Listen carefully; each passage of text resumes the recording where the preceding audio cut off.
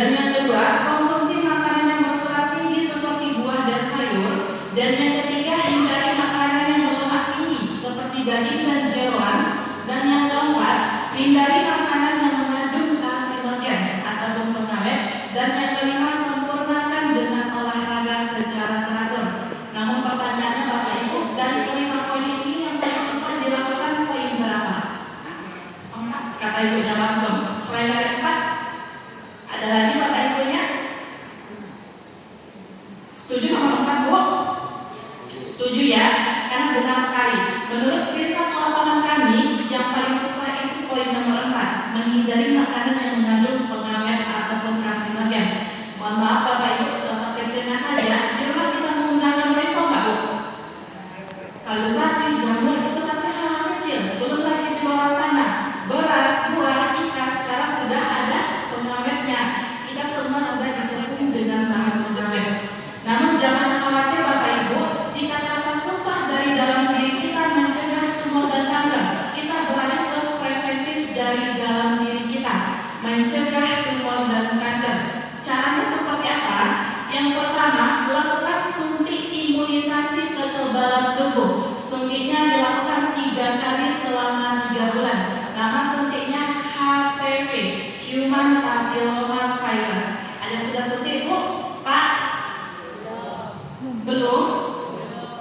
Tapi pernah dengar suntik HPV? Pernah ya Bu ya? Ibu-ibu jika ada anaknya kelas 5, kelas 6 SD atau kelas SMP yang cewek, ini sudah diberikan gratis oleh pemerintah melalui puskesmas untuk yang cewek kelas 5, kelas 6. Kenapa Bapak Ibu? Itu suntik HPV, pencegahan kanker serviks, jangka waktunya 5 tahun ke depan.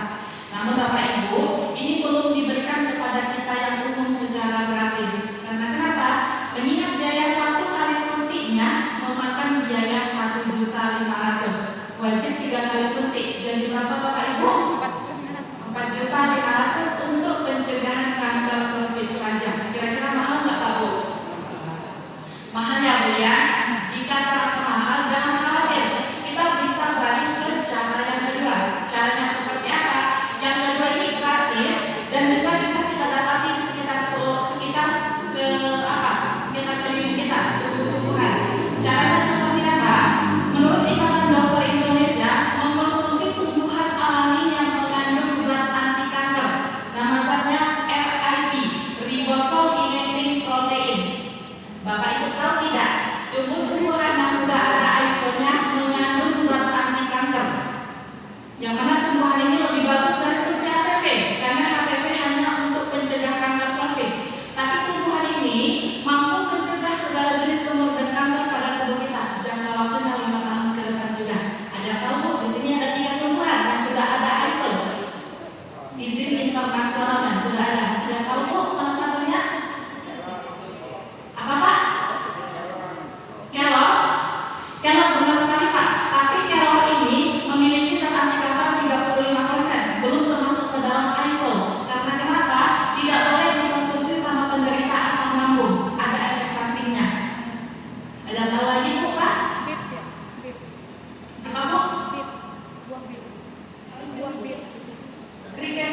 Oh benar Bu, kriket itu ada juga, tapi masih kecil zat anti kankernya. Nanti ketiga kelima ini paling tinggi zat anti kankernya. Daripada kita tebak-tebakan, kita kenali dulu fungsi dari tumbuhan ini. Fungsi dari tumbuhan ini Bapak Ibu, yang pertama, mampu memblokir pertumbuhan sel kanker. Kenapa diblokir? Kan kita masih sehat ya Bu ya, yang sehat memiliki sel kanker.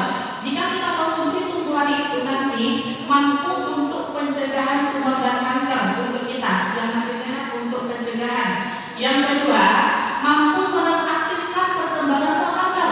Ini bagi yang pernah operasi kanker, dikonsumsi agar tidak tumbuh lagi sel kankernya. Dan yang ketiga, mematikan sel kanker sampai ke akar-akarnya tanpa merusak sel jaringan normal di sekitarnya. Bagus bagi pendamping kemoterapi. Tumbuhan yang pertama boleh dicatat atau difotokan. Berdasarkan penelitian Kedokteran Universitas Erlangga, mengandung zat anti kanker 50%. Ini sudah ada jurnal penelitiannya. Ada yang tahu Bu? Berarti pernah lihat. Ada yang tahu? Hidupnya di rata-rata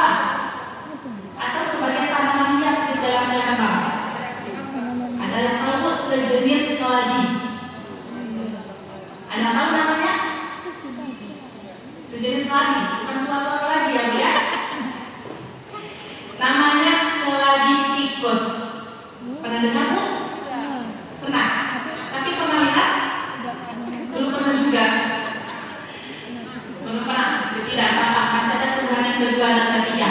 Namun kita jelaskan dulu cara konsumsinya. Mana tahu Bapak Ibunya ada mempunyai salah satu tumbuhan ini. Namanya keladi tikus. Ciri-cirinya 30 cm tingginya dan mempunyai bunga seperti ekor tikus melengkung, warna merah keunguan seperti ini.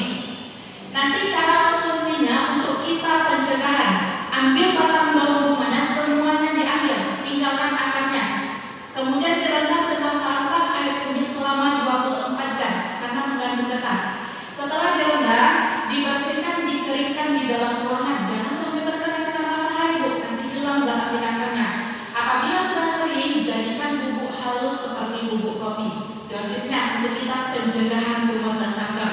Ambil 1 sendok teh sehari, diminum 1 gelas sehari selama 6 bulan tanpa putus di stop. Itu sudah mencegah tumor dan kanker pada tubuh kita. Paham Bu? Paham? Atau diulangi lagi? Paham ya? Paham. Namun pertanyaannya, ada tidak tumbuhan keladi tikusnya Bu? Tidak ada.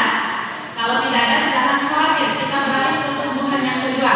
Yang mana tumbuhan yang kedua ini juga berdasarkan penelitian kedokteran mengandung zat anti kanker 50%. Ada yang tahu Bapak Ibu? Ada yang tahu? Benalu, benar sekali benalu atau kunade. Ada benalunya Bu? Di mana Bu? Pohon mangga, pohon ada itunya. Baik Bapak Ibu, di sini yang mengandung zat anti kanker menurut penelitiannya hanya ada 2 benalu. Yang pertama, benalu yang tumbuh di pohon kopi dan benalu yang tumbuh di pohon teh. Ada Bu pohon kopi tehnya? Kecewa juga langsung.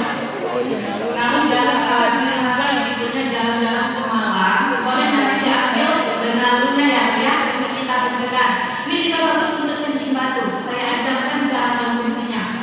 Bapak Ibu, nanti ambil batang daun bunganya, semuanya diambil, kemudian dikeringkan seperti cengkeh. Apabila sudah kering seperti ini, di dosisnya ambil 1 sendok teh sehari, diseduh dengan air hangat, diminum 1 gelas sehari selama 6 bulan, karena 50%. Selama 6 bulan di stop.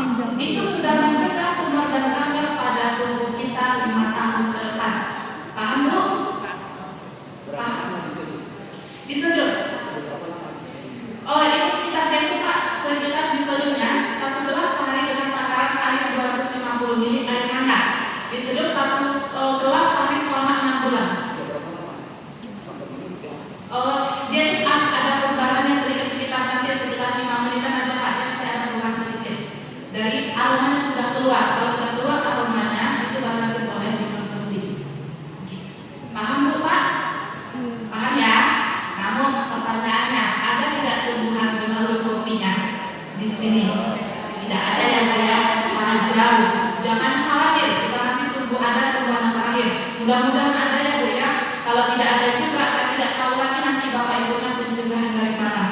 Kita kenali tumbuhan yang pertama berdasarkan penelitian Profesor Dr. Hending Wijaya Kusuma. Pernah dengar Dr. Hending Bapak Ibu? Pernah ya? Mengandung zat anti kanker 95%, paling tinggi, hampir 100% Bapak Ibu.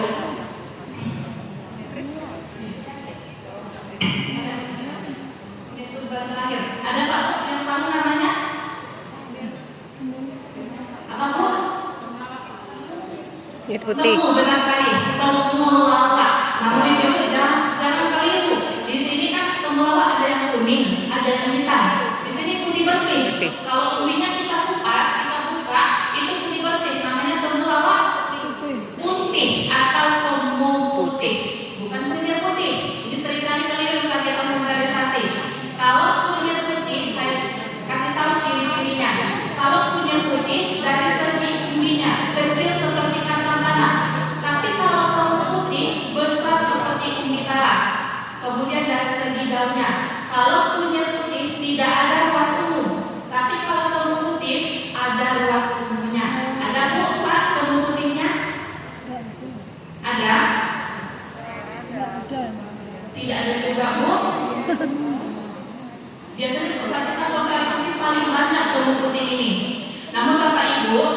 penelitian Dr. Hendy, temu putih yang boleh dikonsumsi harus berusia tanam 2 tahun. Ciri-cirinya berbunga warna merah keunguan. Karena di tahun pertama bunganya warna putih, di tahun kedua merah keunguan. Kalau di bawah 2 tahun kita konsumsi, kita pusing-pusing, darah rendah nantinya. Jadi harus berusia tanam 2 tahun dulu. Saya ajarkan cara konsumsinya untuk kita pencegahan. Bapak Ibu, nanti ambil dagingnya, karena dia seperti rimpang wortel. Ambil dagingnya, diracak tipis-tipis seperti bawang, dikeringkan, lalu jadikan bubuk halus bubuk kopi, seperti bubuk kopi. Dosisnya ada 3. Untuk kita pencegahan tumor dan kanker yang masih sehat untuk pencegahan. Dosisnya ambil 1 sendok teh sehari, diminum 1 gelas sehari. Selama berapa bulan Bapak Ibu? 6 bulan tadi 50%, Bu. Sekarang sudah hampir 100%. Jadi 3 bulan. setengah dari yang tadi, Bu. 3 bulan. 3 bulan. Diminum 1 gelas sehari selama 3 bulan di stop. Itu sudah mencegah tumor dan kanker pada tubuh kita. Lebih bagus dari suntik HPV. Karena suntik HPV itu pun hanya untuk yang ceweknya, Pak. Kalau untuk yang cowok belum ada. Makanya untuk yang bapaknya boleh nanti dengan temu putih ini pencegahan. Dan dosis yang kedua, apabila bapak ibunya ada myeloma, kista atau kanker payudara atau kanker apapun, dosisnya 2 sendok teh pagi, 2 sendok teh siang, 2 sendok teh malam, minimal 3 bulan. Minimal 3 bulan. Kalau ada myeloma, kistanya nanti akan dikeluarkan saat menstruasi. Kalau sudah menopause, ini dikeluarkan dari keringat. Dan dosis yang ketiga, ternyata menurut Dr. Hendy, temu putih selain pencegahan dan pengobatan, ternyata temu putih memiliki antiinflamasi, yaitu mampu menetralkan asam urat diabetes makronis dari lambung ambeien darah tinggi sinusitis atau ambeien, atau untuk program kehamilan. Ada nggak Pak Bu penyakit seperti ini? Boleh dicek di Google. Khasiat dari temu putih itu sangat banyak. Yang kami tampilkan hanya beberapanya saja. Dosisnya, kalau ada penyakit seperti ini, dosisnya 1 sendok pagi dan 1 sendok teh malam. Sembari kita mengobati ini, kita sudah pencegahan dan kita dapat 2 khasiat. Namun pertanyaannya Bapak Ibu, ada tidak tumbuhan temu putihnya di rumah? Tidak ada, mungkin ya. Jangan khawatir Bu, jika tidak ada tumbuhan temu putihnya, kami dari Yayasan Kanker Indonesia ada program pembibitan temu putih yang kami bagikan gratis